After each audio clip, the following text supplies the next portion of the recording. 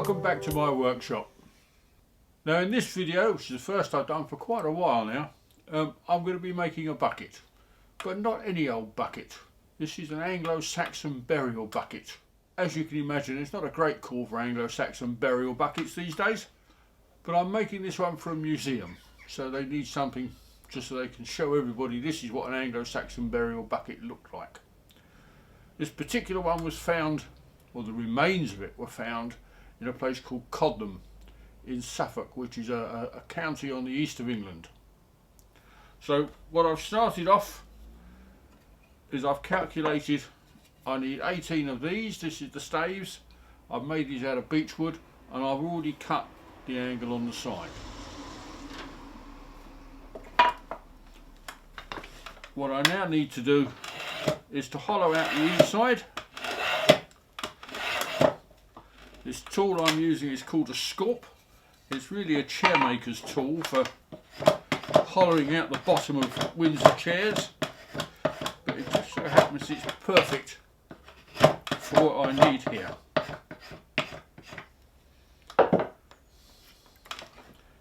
And then, having hollowed it out that way,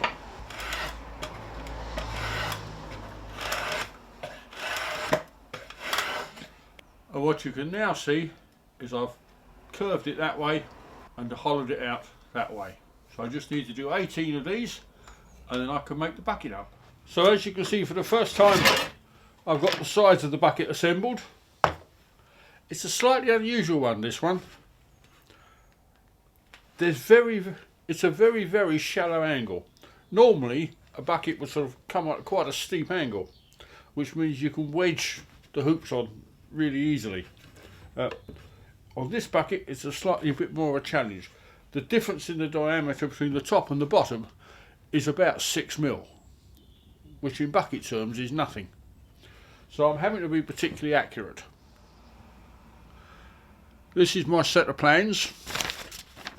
It sort of works, and one of the things they make a big point of mentioning is this sort of hammered finish. Now obviously when the original bucket was made in the sort of 7th century, they weren't able to sort of purchase a strip of steel like this. They would have to go out and hammer it out of a piece of iron, and so you'd end up with lots and lots of hammer marks going all the way down it. So in order to give some level of authenticity, I'm having to introduce the hammer marks, and I do this before I make the hoop. So I've cut the piece to size, I've put a hole either end for the rivet, and now I need to start hammering it.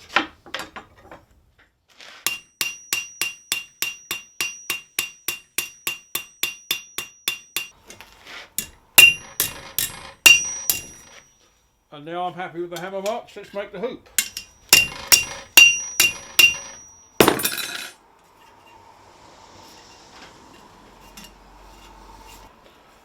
This is much thinner steel than I would normally use, but this is what they used in the 7th century, so this is what we'll use now.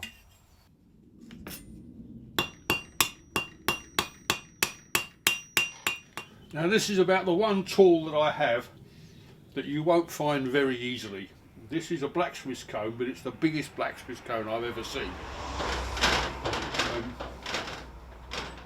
It's about 1.6, 1.7 metres high, and it weighs about half a tonne.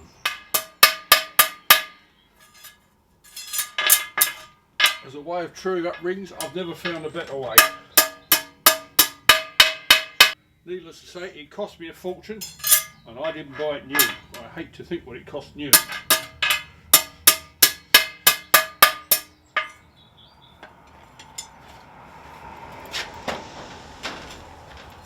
But that gives me a pretty round circle, so that will do.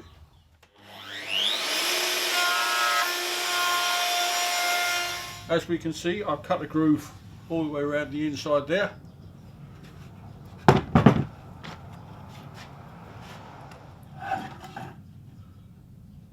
Now at this particular moment in time, the bucket is not a brilliant circle. So as I can see now, my compasses, or calipers, whatever you call them, are rubbing against the side there, but they've got space to move there. So I'm going to take that as the measurement, and as luck would have it, it coincides with the measurement I took a few moments ago when you weren't looking.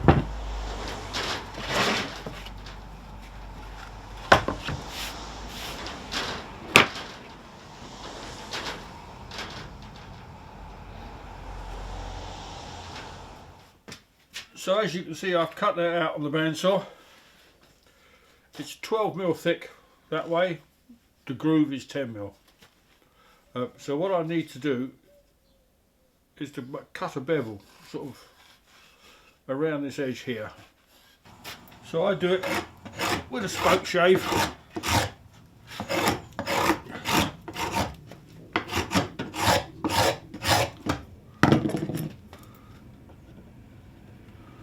I don't know how well you can see that, but there is a bevel that goes all the way around the outside now. So now we come to the tricky bit, putting the bottom in. So I've taken the bands off and I've put these enormous Jubilee clips on just to give myself a fighting chance. We fit it with the bevel facing towards the bottom of the bucket. And when you're doing an upside down bucket, which this effectively is, this is where the challenge becomes.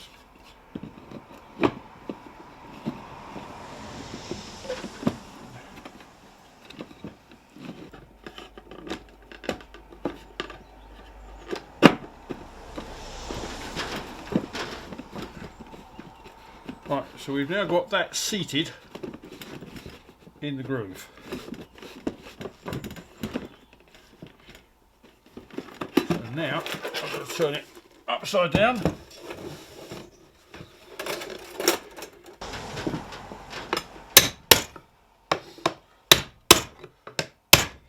And it's just a question of banging these down. He says, just a question.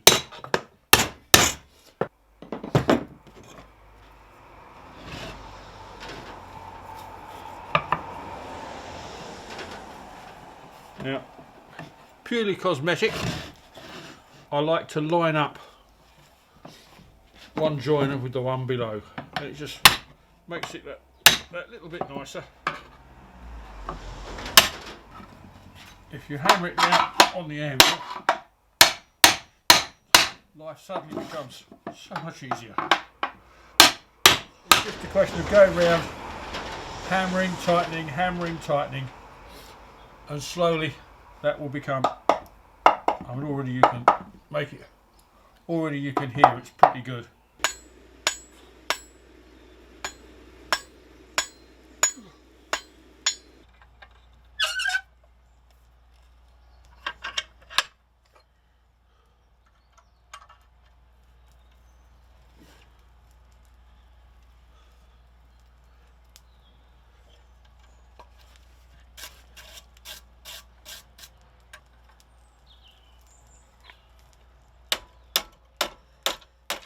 Well, we're now at the point we're ready to fit the handle. Yesterday when I was blacksmithing, I made this little bracket here. So what you have is it hooks over like that. I've then made some handmade nails. They line up through there.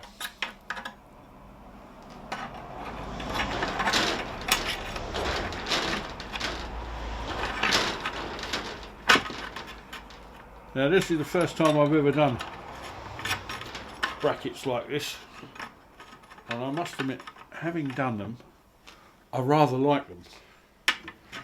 I rather like the metal handle. I can't help thinking I'll be doing them again. So what we now have is our two nails protruding through here. What seems to be the way that you do it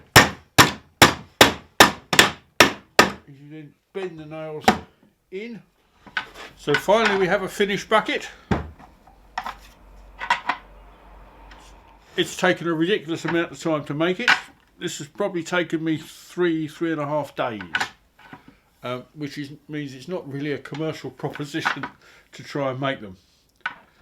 I must admit, I really like the way it's come out. I like the hammered finish on here. I like the twisted handle. So everything about it I really like and I'm really quite proud of. But there you go. I think it's a goodie. So thank you very much for watching. Hopefully you enjoyed that one. If you do, go and have a look at some of the other ones. You never know, you might enjoy those as well. Until the next time, see you soon.